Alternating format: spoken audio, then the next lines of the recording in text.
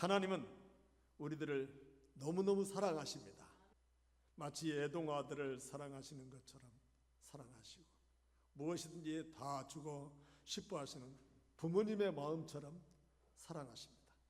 성경에서 우리를 부르시는 호칭을 보면 얼마나 하나님이 우리를 사랑하시는지 알 수가 있습니다. 요한일서 1장 2절에 사랑하는 자여 내 영혼이 잘됨 같이 내가 범사에 잘되기를 내가 원하노라. 사랑하는 자여, 이게 하나님이 우리를 부르시는 호칭입니다.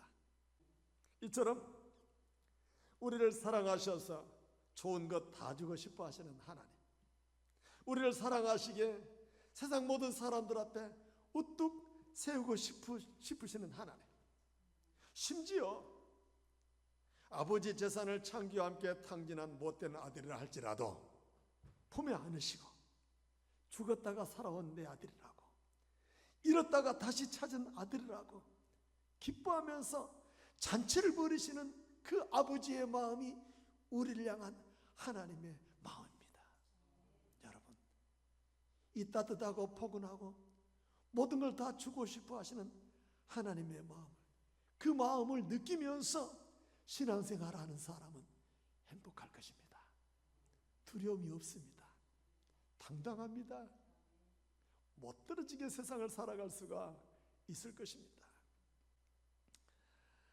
지난주에 이어 오늘 또 사사기의 말씀에서 절망과 좌절에 빠진 기드온을 하나님이 찾아오셔서 두려움과 겁에 질려 숨어서 밀타작을 하고 있는 기드온에게 큰 용사여 여호와께서 너와 함께 하시는도다 그러시는 거예요. 이스라엘 백성들은 미디안 족속에게 7년 동안 핍박을 받으면서 너나 할 것 없이 모두가 두려움에 떨고 살았습니다. 기드온도 마찬가지죠. 추수 때만 되면 미디안 족속들이 때로 몰려와서 양과 가축들을 빼앗고 추수한 곡식들을 빼앗아 가는 것입니다. 기드온도 미디안 족속을 두려워하며 곡식을 빼앗기지 않으려고 숨어서 포도주 틀에서 밀타작을 하고 있는 그때에 하나님이 오셔서 너 큰 용사여, 큰 용사여 이렇게 말합니다. 하나님이 큰 용사여라고 부르시지만 기드온의 마음속에는 큰 용사란 확신이 서지 않습니다. 어찌 내가 용사야? 이렇게 두려워서 숨어서 밀타작하고 있는 나더러 용사라고? 나는 작은데, 나는 약한데, 나는 보잘것없는데 어째 나에게 용사라고 하는 거야? 여러분, 우리가 세상을 살아가면서 두려워하고 절망하고 좌절하고 낙심하여 나 스스로도 나는 보잘것없는 인생인데 내가 어떻게 살지 할 때 주님은 우리에게 오셔서 큰 용사여 여호와께서 너와 함께 하시도다 이렇게 선포할 때 기드온이 여호와 샬롬, 하나님이 내게 평강을 주시는구나 이렇게 확신을 가졌다는 것입니다. 여러분, 사람의 행동은 마음이 지배한다고 합니다. 마음 가는 대로 행동하지 않습니까?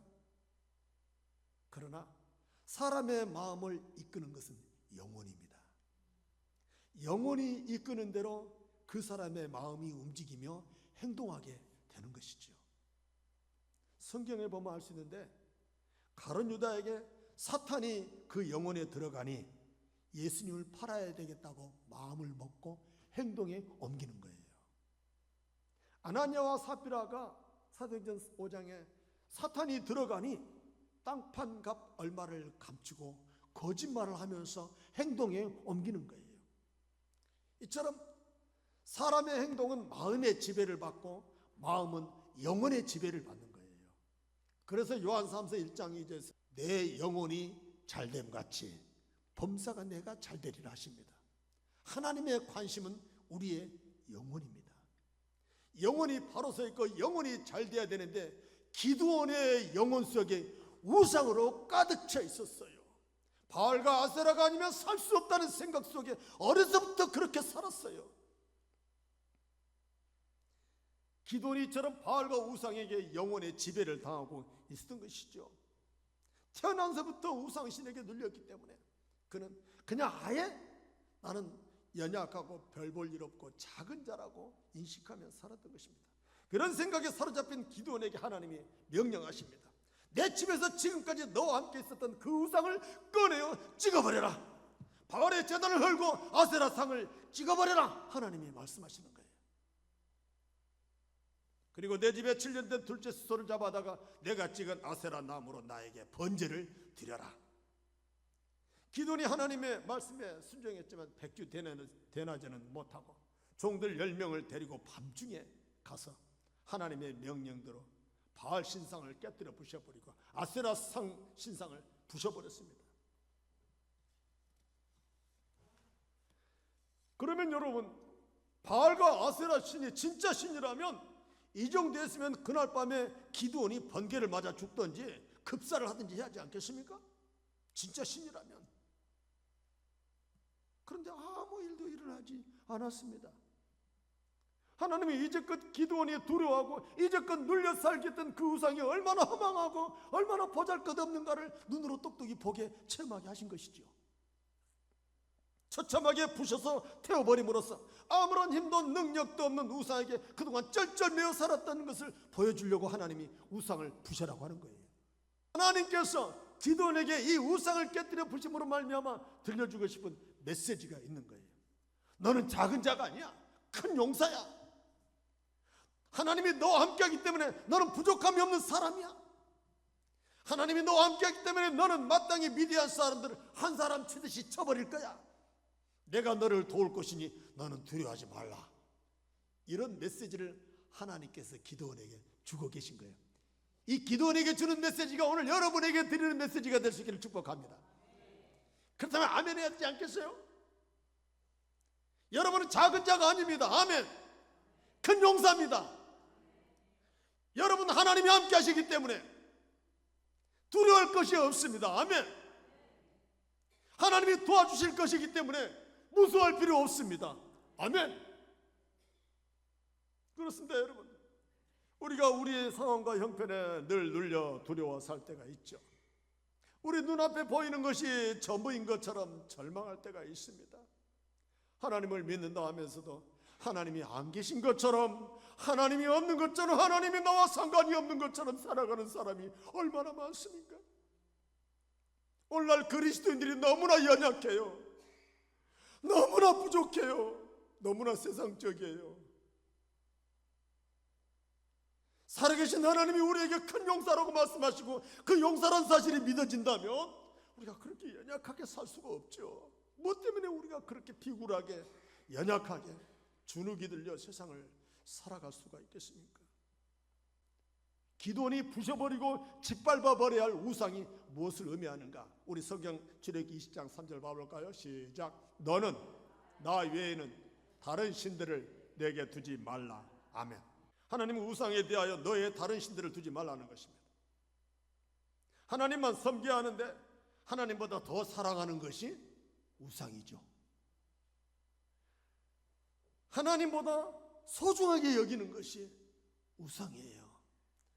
하나님보다 더 귀하게 여기는 것이 여러분의 마음속에 자리 잡고 있는 우상이에요. 하나님보다 더 두려워하고 있는 것이 여러분의 마음속에 우상이에요. 그 신을 너에게 두지 말라고 말씀하십니다. 여러분들이 살아가면서 하나님 없이는 살아도 이거 없이는 못 산다고 생각하는 그것이 우상입니다. 그것이 우상이에요. 그것이 무엇인가 여러분의 마음속에서 찾아볼 수 있기를 원합니다. 세상에 어떤 분은 강아지가 우상이에요. 강아지가 우상. 강아지가 죽었다고 6개월 동안 우울증에 걸려가지고 정신과 치료를 받은 사람이 바로 강아지가 우상이에요. 어떤 분은 돈이 우상이에요. 돈이 우상인 사람에게 예수님께서 이렇게 말씀하십니다. 마태복음 6장 24절 다 같이 읽어볼까요? 시작. 한 사람이 두 주인을 섬기지 못할 것이니 혹 이를 미워하고 저를 사랑하거나 혹 이를 중히 여기고 저를 경히 여김이라. 너희가 하나님과 재물을 겸하여 섬기지 못하느니라. 아멘. 하나님도 섬기는 것이지만 사람들은 재물도 섬기고 있는 것입니다. 재물을 섬기기 때문에 재물이 우상이 되는 거예요. 하나님 분명 우리에게 말씀하십니다. 두 주인을 너희 마음속에 섬길 수 없다. 하나님을 섬기든지 재물을 섬기든지 하나밖에 섬길 수가 없다. 분명히 말씀하십니다. 이처럼 세상의 수많은 사람들이 돈이 우상이 되어 그 우상 앞에 짓눌려 살아가는 것이죠. 우리 사회에 수많은 사건과 사고들이 일어나는데 의도적인 사고에는 반드시 돈과 관련되어 있습니다. 돈 때문에 속이고, 돈 때문에 미워하고 증오하고, 돈 때문에 관계가 깨지고, 돈 때문에 기가 죽어 살아가고, 돈 때문에 절망하고, 돈 때문에 사람이 죽어가는 시대에 살고 있어요. 우리들을 주눅들게 하며 움츠려 들게 하는 것이 돈이라는 우상이 우리를 따라다니는 거예요. 어떻게 이 돈이라는 우상에서 우리가 승리할 수 있을 것인가? 하나님 분명히 말씀하십니다. 하나님과 재물을 겸하여 섬길 수 없다면, 우리가 돈을 섬기고 있고 돈을 따라간다면 그 우상을 과감하게 던져버려야 할 텐데 어떻게 그 우상에게서 우리가 자유로워질 것인가? 우리가 11조하고 감사헌금 하는 것은 바로 모든 물질이 하나님의 것이라고 하는 신앙의 고백입니다. 하나님께서 우리에게 일할 수 있도록 힘을 주시고 일할 수 있는 조건을 만들어 주시고 사람을 붙여주셔서 돈을 벌게 하신 것이죠. 심지어 우리가 노력하지도 않았는데도 나라에서는 거저주는 노령연금도 있지 않습니까? 하나님이 주신 거예요. 하나님이 주신 모든 것 10개가 다 하나님의 것인데 그 중에 9은 너가 가져가고 그 중에 하나만 내 것이다 라고 말씀하시는 거예요. 그런데 그 한 개마저도 자기 것으로 삼아버리는 것이 바로 돈을 우상처럼 섬기는 거예요. 돈을 두려워하는 거예요. 돈 때문에 하나님의 말씀 앞에 순종할 수 없다면 그것이 우상이죠. 돈의 우상에게서 승리하게 하려고 하나님께서 11조 제도를 만드신 거예요. 하나님이 부족해서 없어서 11조를 원하는 거 아니에요. 성경에 아굴이라는 사람이 있는데 돈이라고 하는 개념을 숫자에 불과한 것으로 여기는 사람입니다. 아굴이라는 사람이 이렇게 기도합니다. 하나님, 나로 하여금 가난하게도 마옵시고 부하게도 마옵시고 오직 필요한 양식으로 먹이시옵소서. 혹 내가 배가 불러 하나님을 모른다 여호와가 누구냐 할까 하오며 혹 내가 가난하여 도둑질하고 하나님의 이름을 욕되게 할까 싶습니다. 그런 말을 해요. 그러니까 물질에 초월한 것이죠. 가난하게도 부하게도 말하는 거예요. 부했다가 하나님을 모른다라고 할까 봐, 너무나 가난해서 남의 것을 도둑질할까 봐 필요한 것으로 채워달라는 거예요. 여러분, 돈은 말 그대로 돌고 도는 것 아니겠습니까? 언제까지나 내 것이 될 수가 없는 것입니다. 돈은 도는 거예요. 내가 붙잡고 있는 것은 마치 흐르는 강물을 막아버리는 것과 같은 것이죠. 강물을 언제까지 막아둘 사람이 누가 있겠습니까? 언젠가는 반드시 강물도 터지게 돼 있어요. 우리가 신앙생활을 하면서 하나님이 복을 주시려면 그 복을 받을 만한 그릇이 되는가 시험이 찾아올 때가 있어요. 하나님이 물질에 복을 주시려면 물질에 대한 시험을 겪게 하십니다. 건강에 복을 주시려면 건강에 관한 시험을 주십니다. 좋은 사람을 만나게 하려면 관계에 대한 어려움을 겪음으로 깨닫게 하는 거예요. 사랑하는 여러분, 비바람에 태풍에 흔들리지 않고서 어떻게 좋은 과일이 나오겠습니까? 우리가 신앙생활하면서 당하는 시험들은 하나님께서 좋은 열매를 주시려고 견디게 하시는 거예요. 우리가 물질에 대한 특별한 시험을 통과하면 그때부터 물질의 자유함을 누리게 되는 것입니다. 여러분, 이 자유함이 여러분에게 충만하게 임할 수 있기를 축복합니다. 기드온이 하나님의 말씀에 순종하여 우상을 부셔버리고 태워버렸더니 기드온의 이름을 여룹바알이라 부릅니다. 바알과 싸워 승리할 사람이라는 뜻이죠. 하나님보다 더 소중하고 하나님처럼 의지하는 것이 있다면 그것은 우리 마음속의 우상입니다. 그러므로 우리 마음을 짓누르고 있는 염려와 근심과 걱정과 두려움을 이길 수 있는 것은 하나님의 말씀에 순종하면 가능하게 될지 믿습니다. 기도원의 오늘 삶에 비추어서 우리의 삶은 어떻습니까? 이 땅에서 육신으로 살아가는 우리의 삶도 영적인 삶입니다. 영적인 전쟁이에요. 우리들도 세상 일로 인하여 주눅들 때가 얼마나 많습니까? 육신의 한계에 부딪혀 절망할 때가 많죠.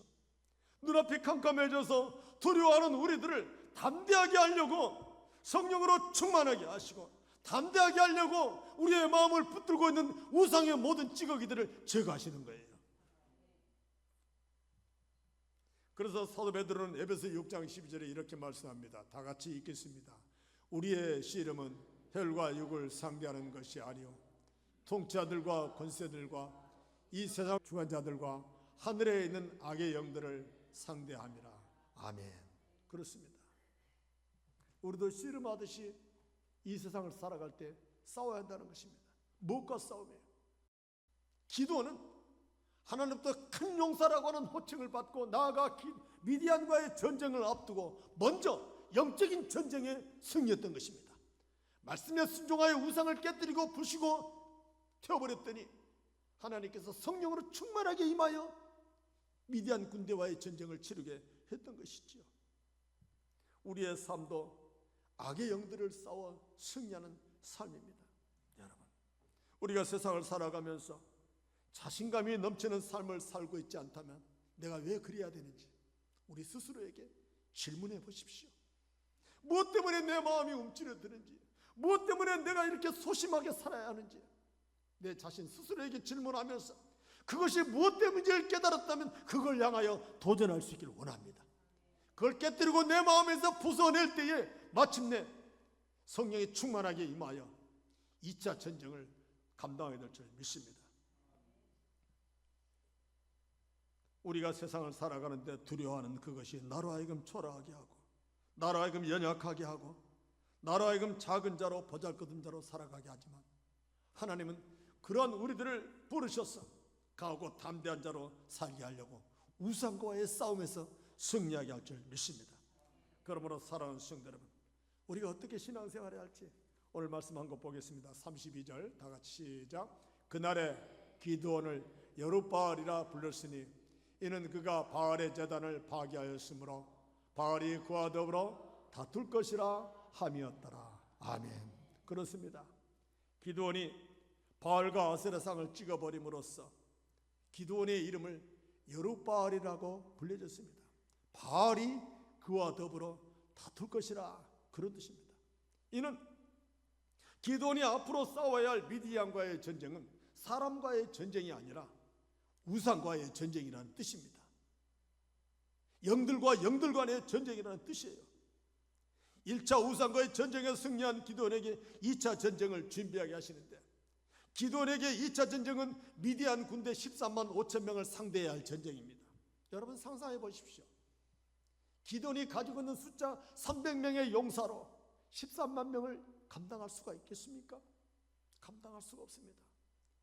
그래서 하나님께서 기드온의 마음속에는 우상의 찌꺼기로 말미암아 우상들로 말미암아 승리하게 하고 마침내 성령의 충만함을 주셔서 이 13만 5천 명의 미디안 군대와 상대하여 싸울 수 있는 전력을 갖추시는 것입니다. 싸울 수 있는 힘을 키워주시는 거예요. 우상과 싸움에 승리하면 그 다음에 미디안과의 전쟁은 아무것도 아닙니다. 전쟁은 숫자에 있지 않냐고 우리 하나님께서 함께 하시면 능히 감당할 수 있기 때문입니다. 사랑하는 성도 여러분, 우리의 삶의 전쟁을 책임지시는 하나님, 그 하나님께서 내 삶의 문제, 나로 하여금 절망스럽게 하는 문제, 나로 하여금 좌절하게 하는 문제, 나로 하여금 정말로 이대로 살아도 될 것인가 두려워하며 답답해하는 그 모든 문제가 무엇인지를 깨닫고 하나님의 말씀 안에서 한번 도전해 보시기를 원합니다. 주님은 우리에게 오늘 또 이렇게 말씀하십니다. 요한복음 16장 33절 다 같이 읽습니다. 이것을 너희에게 이르는 것은 너희로 내 안에서 평안을 누리게 하려 함이라. 세상에서는 너희가 환난을 당하나 담대하라. 내가 세상을 이겼노라. 아멘. 할렐루야. 우리의 삶은 환난의 연속이죠. 문제의 투성입니다. 산 넘어 산이에요. 문제가 남느냐 내가 남느냐 씨름해서 우리가 승리하지 않겠습니까? 그렇다면 여러분, 오늘 하나님의 말씀에서 우리에게 이 문제를 어떻게 뛰어넘기를 원하신지 깊이 묵상해 볼 수 있기를 원합니다. 그리하여 환난 때문에 죽을 것처럼 두렵고 환난 때문에 답답하고 절망 가운데 있을지라도 두려워하지 말라고 말씀하십니다. 우리 주님이 앞서가셔서 세상을 이겨버렸다고 하십니다. 십자가로 이겨버리셨고 부활하심으로 이겨버렸습니다. 그 주님을 바라보면서 말씀에 순종하여 나를 짓누르는 모든 우상 앞에서 담대하게 승리하고 나아가 2차 3차 여러분의 삶을 복되게 살아가시기를 축복합니다.